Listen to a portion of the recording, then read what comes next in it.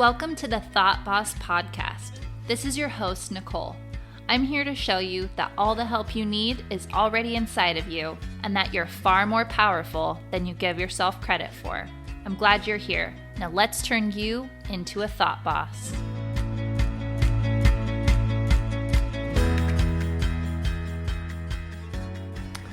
All right, guys, I'm so excited.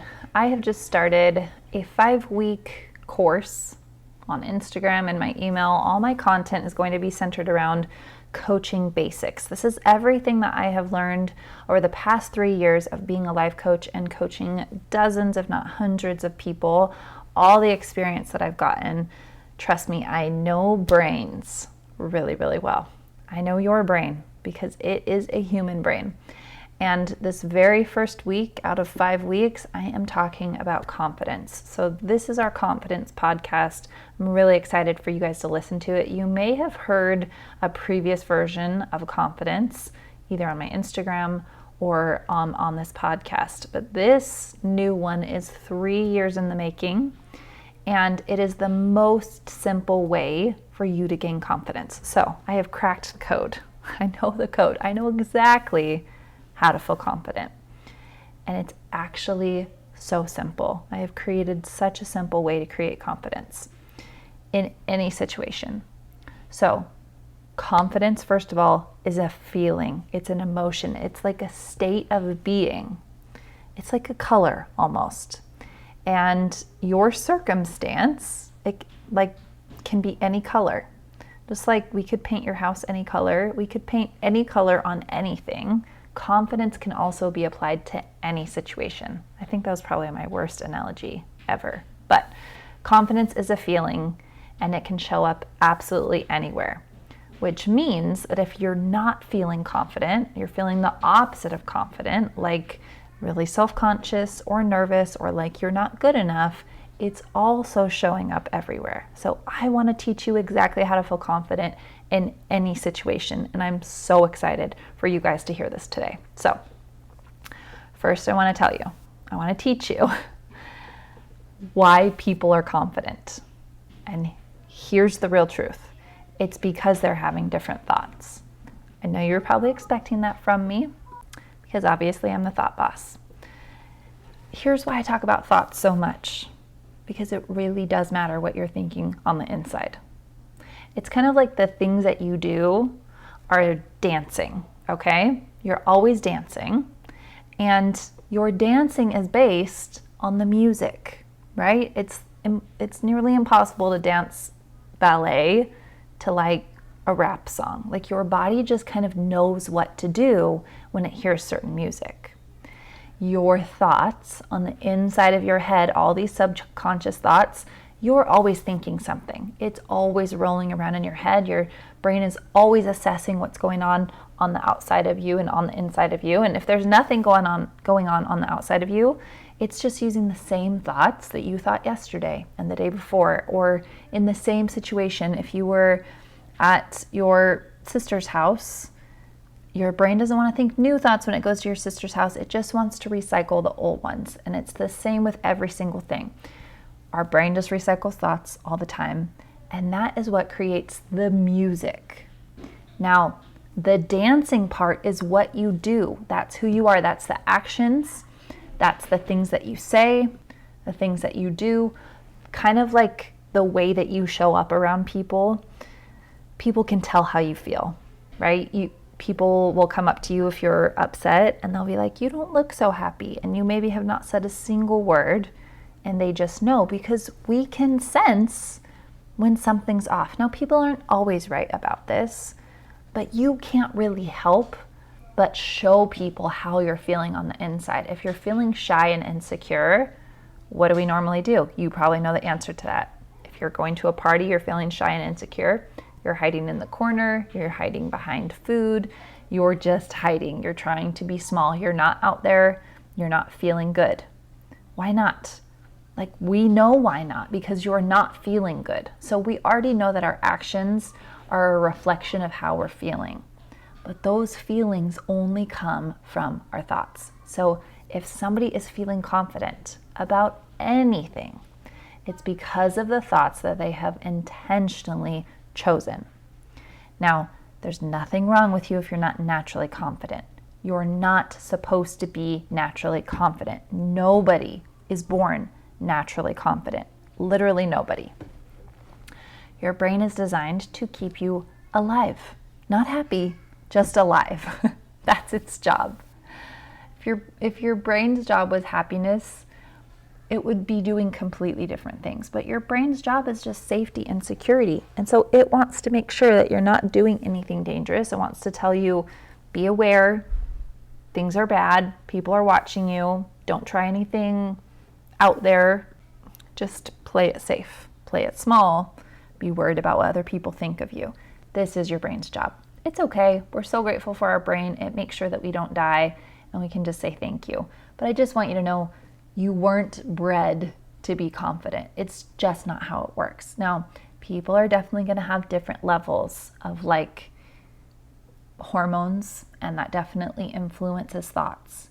But it's really important that we don't place too much emphasis on that, because for the most part, we can't change those things. And if you want to change those things, you're listening to the wrong podcast right now. But because you're listening to this podcast, the Thought Boss podcast, that means I want you to take charge. I want you to take responsibility over your own thoughts and know, all right, if I'm going to feel confident, it's completely up to me. And here's what you're going to have to believe. These are the 4 beliefs that every confident person has. Number 1, I trust myself. I love this thought because it feels so calming. You might notice that most of the time, when you want an answer to a question, you try to go to an outside source. I do the same thing. I totally understand. If you come up with an idea on your own, you instantly have to go find somebody who agrees with that idea in order to feel like it's a good idea. This is so normal. We want to feel credible. We want to feel like we're doing the right thing. But I want you to know that it can get to a point where we're not trusting anything that comes out of our own minds. Something I love to remind myself of, and I remind my kids of this too, is they're just a person. Every person is just a person. Every person that I meet, they're all just people. I'm a people, they're a people, we're all just people, which just means they're probably having very similar thoughts. They have no credibility besides just being a person, but you're also a person. You have the ability to think. You have the ability to reason. And if it comes to a question about your own life, we have to stop asking people on the outside of us what they think. We have to start asking ourselves. I want you to think about how you feel when you're always asking other people, well, what do you think? What do you think I should wear? What do you think I should eat? What do you think I should do with my life? Think about all of these questions about ourselves that we outsource to other people. Like, I can't believe we just let other people make all of our decisions for us. We never really think, why don't I just ask? The reason that we don't ask ourselves is because we think we're going to get it wrong. We think if somebody else tells me what to do, then I can't be responsible for the results. But then what happens is we end up giving all of our deciding power over to other people. And it's based on fear rather than based on confidence. Fear is the opposite of confidence. And if you want to feel confident, you're going to have to feel the fear first, but it's going to be a different kind of fear. It's going to be a fear that I'm doing it wrong, but I'm doing it anyway, instead of like, I just do everything wrong and I have to ask somebody else. I want you to feel a healthy amount of like terror at the prospect of you making all of your own decisions. But you making all of your decisions is going to create a life for you that you actually want. When you make all your decisions based on what other people tell you to do, you get this very mediocre, average, non-specific, not tailored life. And the problem with that is we're now missing out on the world according to you. we're missing out on your gifts and on your talents and on the magic that happens when you create your own life, when you are willing to try hard things, when you're willing to share your gifts, when you're willing to speak your voice. That all comes from a place of I trust myself. So it's not just about what you're wearing. It's not just about what you're eating. This decision to trust yourself changes absolutely everything. I'm going to give you a little example. So you're probably very familiar with mom groups on Facebook.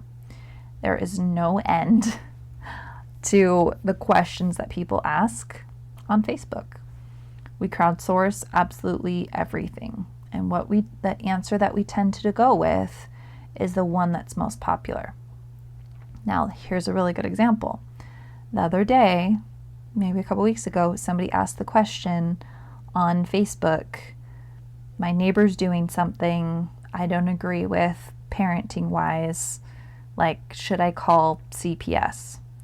And comment after comment after comment, about 100 comments of people saying, oh yes, obviously call CPS. Like, they shouldn't be doing that. That's like completely wrong. That kid deserves blah, blah, blah.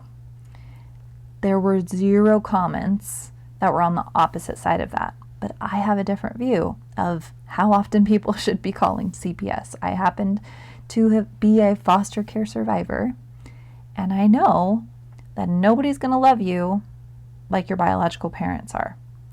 And that I don't want the government deciding if I'm a good parent or not. I don't want them taking away my kid just for good measure. And there's a lot of foster homes that are not great places to be. Like, there's so many reasons why I completely disagreed with all these people. And if I wasn't feeling confident, I would have started to question, am I a bad parent? Like, am I just crazy? Do I like people to be unsafe? What's wrong with me? Because there were so many people who said the opposite of what I thought. But because I'm confident and I decide to trust myself, I wrote a comment. I said, this might not be what everybody wants to hear, but I would think twice before just calling the authorities every time that you disagree with somebody's parenting choices. And instead, maybe reach out to this family in love and ask if there's anything that you can do to help. Like, that's what builds strong communities, not a bunch of tattletales. And I said it a little bit nicer than that. And then what's interesting, what happened after that is I continue, even to this day, to get likes on that one comment on that post. People weren't willing to say anything, but they were willing to like my post in agreement with me. Now, I had to say that thing, and what I did was I gave a voice to the people who disagreed with the person. And it came from a place of, I trust myself, I have an opinion, and I'm going to share it. Now, I trust myself doesn't mean I'm better than everybody else, and my decisions are always going to be the best. What it means is I'm unwilling to defer all of my decision making over to somebody else. I'm unwilling to feel anxious about all my own thoughts. I'm unwilling to not give myself any credit, because it's genuinely just not the kind of life that I want to live. I want to live a life where I can just make decisions like it's no big deal, and whatever happens, happens. And there's probably a good balance to this, but probably 99.999% of people need to ask other people less often what they think and ask themselves more often, what do I think about this? If I didn't have access to anybody else's opinion about this and I just had to ask myself, what would I say? Now, trust, this belief of I trust myself, is built like one day at a time, one decision at a time. You realizing over and over and over again, oh, other people's decisions aren't necessarily better than mine. Their opinions aren't more important than mine. In fact, I might know more about this because it pertains to my life than somebody else does. What if I just decided to trust myself? What would happen? Even if you make the wrong decision, I want you to be proud of yourself that you decided to trust yourself. Because if you don't have self-trust, you don't have self-confidence. All right, belief number 2. I'm good enough. This one is so important because we don't really think of ourselves a lot of times in good enough terms. We don't walk around saying, oh, I'm good enough, I'm good enough, I'm good enough, because what does that even mean? But a lot of times we will say, I'm not blank enough to do this. And it's just some version of I'm not good enough. I'm not smart enough. I'm not pretty enough. I'm not rich enough. I'm not wise enough. I'm not old enough. I'm not young enough. There's always something that we feel like we're not enough of. So a belief that we have to work on in order to feel confident is, I'm already enough right now, exactly as I am. I'm good enough. I'm smart enough. I'm kind enough. And where this really comes from is the idea that we're not supposed to be perfect right now. We're not supposed to have it all figured out. And if that's true, that means that you're allowed to move through life with like a little bit of a level of like doing it wrong. You're allowed to just not really know what you're doing. And you're allowed to make mistakes and start over again and be like, whoa, that just totally blew up in my face. I think I want to try this again in a different way. The only reason we're not willing to do that is because we make it mean something about us when we fail. We make it mean that there's something wrong with us, like inherently wrong with us, that can't be fixed. We make it mean that we're not good enough. We make it mean that we're unlovable or not valuable or not important or not smart.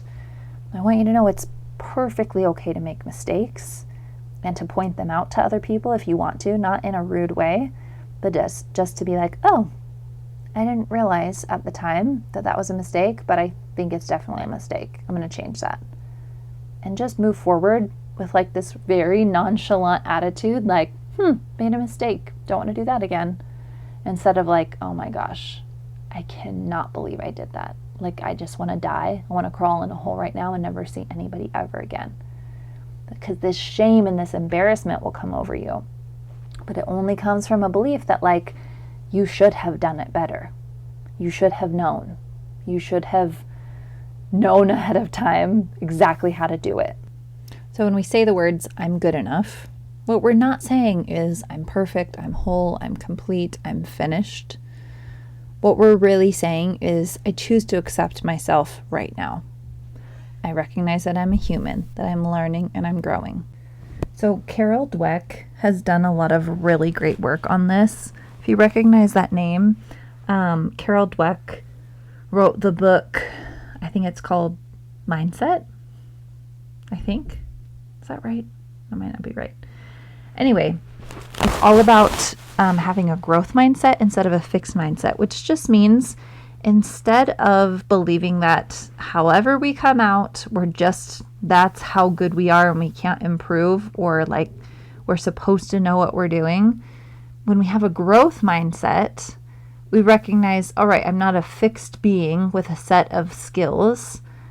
I'm a human who has the ability to change and to grow, and where I am right now is not necessarily an indication of my potential. Like, this isn't based on giftedness. This is based on like a willingness to work and trusting myself and moving forward. So when it comes to the belief of I'm good enough, you can just decide, I'm good enough for right now. I'm good enough for today. I'm going to keep going. There's nothing wrong with being where I am right now. I accept myself as I am, exactly where I am right now. I love myself. I trust myself. And I know that I'm going to be able to reach my goals in the future. I know that I can change. I know that I can improve. But we don't go to the place of, I will love myself when I'm better. Because when we're working at a goal from a place of I'm not good enough right now and I need to prove that I'm good enough, that's not great fuel. If you're a car and you're driving on the road, like, you're just putting the worst kind of fuel, because it's shame and it's doubt and it's fear and it's hustling and it's stress and pressure. There's a lot of pressure that comes with this idea that I'll be good enough when I reach this certain point. When you're under pressure, you don't do your best work. You're not coming up with your best ideas. But I want you to notice what happens in your body. Just for a second, while you're listening, think about this. What happens in your body, just for a minute, if you believed, I love where I'm at right now. This is enough. Like right now in this moment, I'm enough. For every task that I have, every thing that requires my attention and energy, what if it's possible that I'm enough right now? And if you believe it even just a little bit, if you allow yourself to believe it, just listen, your brain is going to be resisting this thought because it's a new thought. I've been practicing it a lot, but just see if there's a little part of you that has always believed, I'm already good enough. I like to ask like the other part of myself.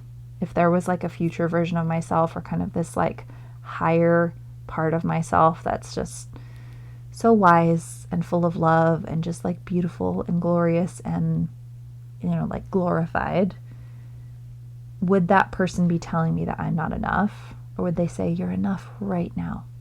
I love you. You're doing such a good job.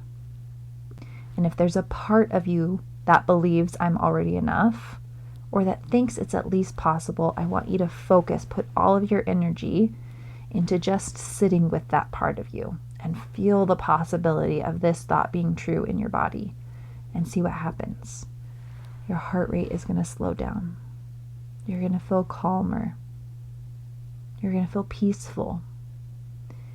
And once you have settled down, you're going to feel very clear and be able to move forward. It's the complete opposite feeling of pressure and stress. People don't work well under the pressure of you better do this or else I'm not going to approve of you. And this usually doesn't come from other people. This is coming from ourselves. Think of all the things that you think you need to be doing. I need to be working out. I need to be like running marathons like so-and-so. I need to cut out all the sugar.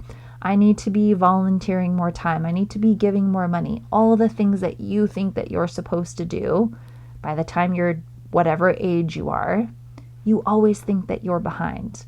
And you tell yourself, January 1st is a great example of this. January 1st, we're like, I'm so excited for the new year. This is going to be my best year ever. And we get really hopeful and really excited that finally we're going to feel like we're good enough. We're going to feel like, I can approve of myself. I can love myself. I can love my life. Like I'm finally going to be the person that I've always wanted to be. And we get like a couple days in and it's a lot harder than we thought it was going to be. And instead of going to a place of like, I'm just going to keep trying. Like, of course this is hard.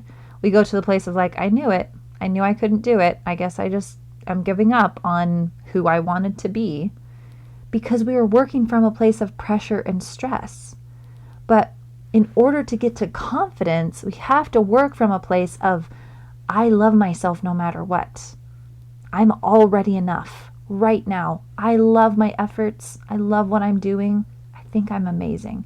This takes some work, but I promise that effort that you put into looking for what is good, looking for what you're already doing right, loving yourself where you are and deciding I'm good enough right now. Exactly where I am. I have the perfect brain for this. I have the perfect body for this. I am the perfect person for the tasks that are in front of me. When you decide that, all the pressure lifts, and then you're able to be your best self from a place of like, this could be fun instead of like, I have to do this in order to love myself. All right, this is a perfect segue into the next belief. It's very similar. The next belief is, I love myself. This might seem really silly, but loving yourself is not just like this one-time thing. It's a thing that happens over and over and over again. You might think that you love yourself, but if you asked yourself, do you feel loved by me? You're probably going to say no. You're probably not feeling very loved most of the time. You're probably still in that place of stress and pressure and anxiety. So, how do you love yourself? If you're a person who loves yourself, what does that look like? Well, no matter what situation you're in, instead of judging yourself, you're actively choosing to love yourself. Now, this will look like catching yourself when you want to be really mean to yourself, like, why did you choose skinny jeans? You're so fat. You should have picked different pants that look better on you. Just think about if a friend said that to you, you'd probably never talk to them again. You'd be like, why would she say something like that? I don't hang out with people that talk to me like that. You'd think about it for weeks and weeks, but you don't think twice about saying it to yourself. You are so mean to yourself when it comes to the way that you look and the things that you do. By mean, I just mean judgmental. We're always judging ourselves, and that is the opposite of loving ourselves. When we love ourselves, the judgment eases up and we feel like we're allowed to just be who we are. So this is why it really goes in conjunction with I'm enough, but it's a different kind of feeling. Instead of feeling confident, we're just feeling calm. We're feeling loved. We're feeling okay with ourselves. So let's just say I'm going to a party and I'm looking around at all the people. Now my brain is used to thinking, I wore the wrong thing. I need to say the right things. People are judging me. You'll know if you're judging yourself if you always have the thought, other people are judging me. Because I guarantee what's actually happening is you're judging yourself. This happened in a text conversation the other day. And if my friend is listening, she'll know that it's her. But we were having a conversation, like a group of us friends, and she sent a text near the end that said, I feel like you guys think that I'm being really judgmental. And what she was really saying is like, I'm judging myself. I'm worried that you guys are judging me. And really none of us were judging her at all. We had no judgmental thoughts. We were just in the conversation. But because her thoughts were like, I'm not doing this right. I don't know if I'm saying the right things. Am I texting the right things? That was her judging herself. And that's why she thought everybody else is judging me. But really it was just her judging herself. So think about the ways that you think everybody else is judging you. People think I'm too old for this. People think I'm not good at this. People think that I should stop. Whatever you think people think, that's really your own judgmental thoughts about yourself. Because we don't know what people think. Even if they say, I think this, usually that's not what they're thinking. Usually they're just being mean and they're having thoughts about themselves. So usually when other people are judging you out loud, it's actually them judging themselves. So instead of judgment, which just feels awful, it feels like anxiety. A lot of my clients who come to me and they have anxiety, almost all the time, it's from them judging themselves. And this is so normal. We just really get into the habit of criticizing everything that we do, of thinking everything we do is wrong, that we should be doing it better. There's something wrong with us. Other people don't like us. We wish that we were different. I just want you to know that's normal, but it doesn't have to be normal forever. You could just decide, all right, this doesn't feel good. I just really want to be done with this. What if I just chose not to judge myself anymore? What if every time I had a judgmental thought, I said, I love you instead? Here's a good for example, because I'm working on this.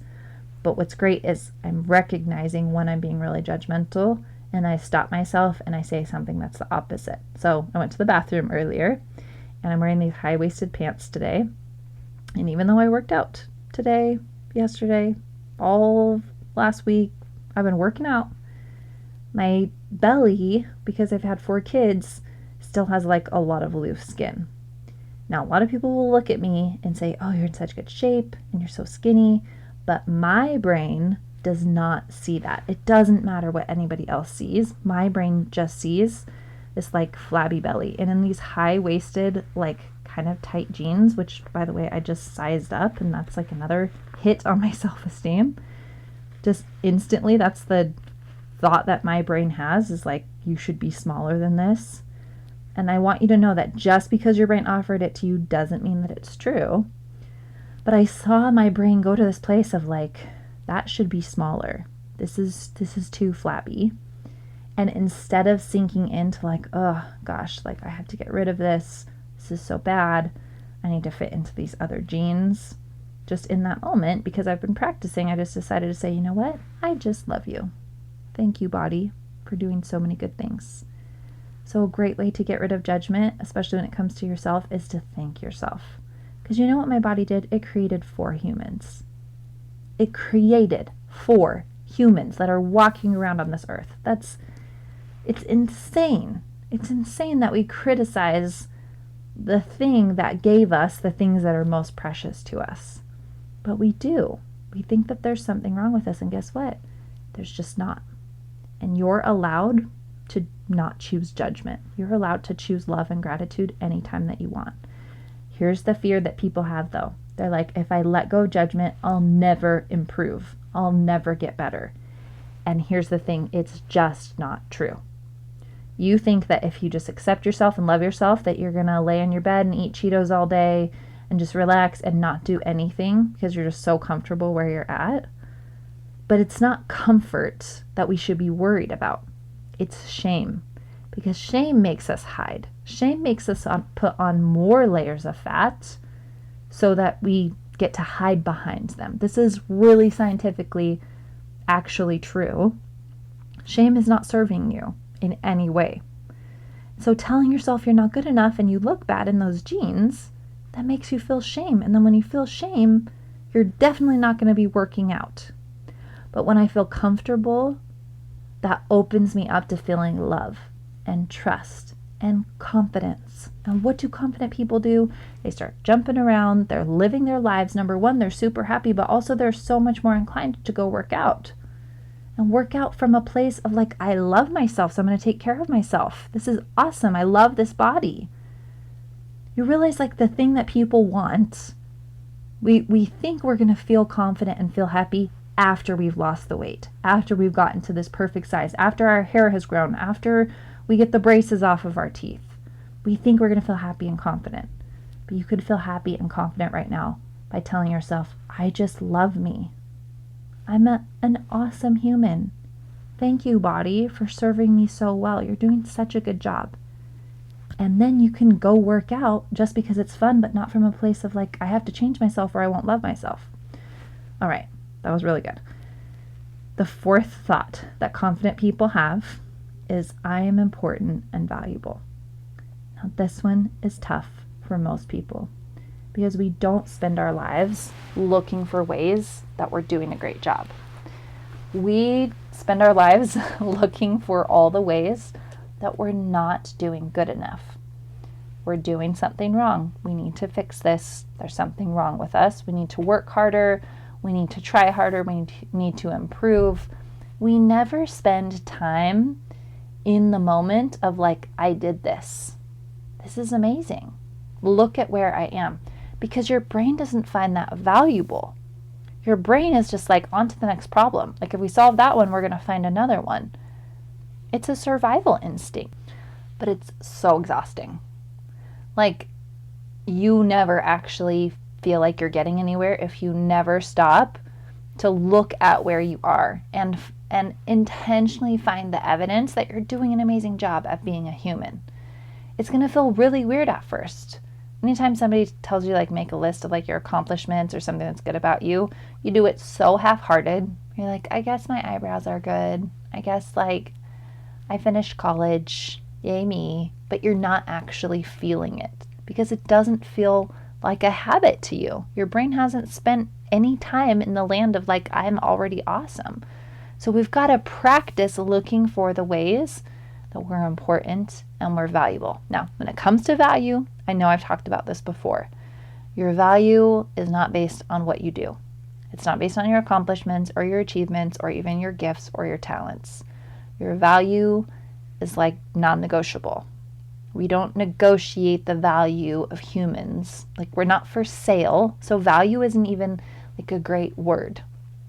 But there's somebody that finds you incredibly, I hate the word valuable, but you're like amazing to them. And it's the person who created you. So if you want to know how valuable you are, just ask God. Just notice how God made you. There's a beautiful body with skin and bones and a working heart and lungs, and all of your organs, and you're walking around, and it's amazing. and your soul is in your body, and that's the most valuable part of you. I like to say that our value is not based on who we are, but more on like our potential, on who we can become, on our highest potential for being kind, for being good, for being loving. And it doesn't mean that you're not valuable right now. It's kind of like think about a baby when they're born. We think that they're so valuable, right? But they have contributed nothing. Like they only make us happy because we're choosing thoughts that make us happy about these babies. But really what's true is like that human is valuable just because they're a human life. And there was no point in a baby's life where they become unvaluable. What's the opposite of that? I don't know. Anyway, babies are valuable just because they're alive, because they're breathing, because they're this miracle. And that's you too. It doesn't matter what you look like. You're always going to be valuable as a human. All right. This is already becoming a very long podcast, but I'm so excited to create this simple way of looking at confidence. It's 4 thoughts. You have to figure out what's stopping me from believing these things and practice believing I'm important and valuable. I love myself. I trust myself. And I'm already good enough, exactly the way that I am. If you want more help on this, come follow me on Instagram. I'm at ThoughtBoss Coaching, and I promise all week long we're doing some amazing things. I'm so excited to see you there. DM me with any of your confidence questions, and I will be answering them. I'll see you next week.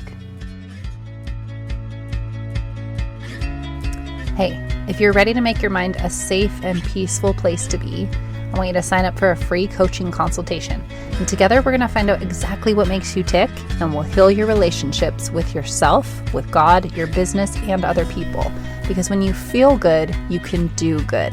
I know that the world is waiting for the special magic that you have to offer. Don't make us wait any longer. Sign up for a one-on-one call with me and become the thought boss of your own life. Go to thoughtbosscoaching.com or find me on Instagram at thoughtbosscoaching.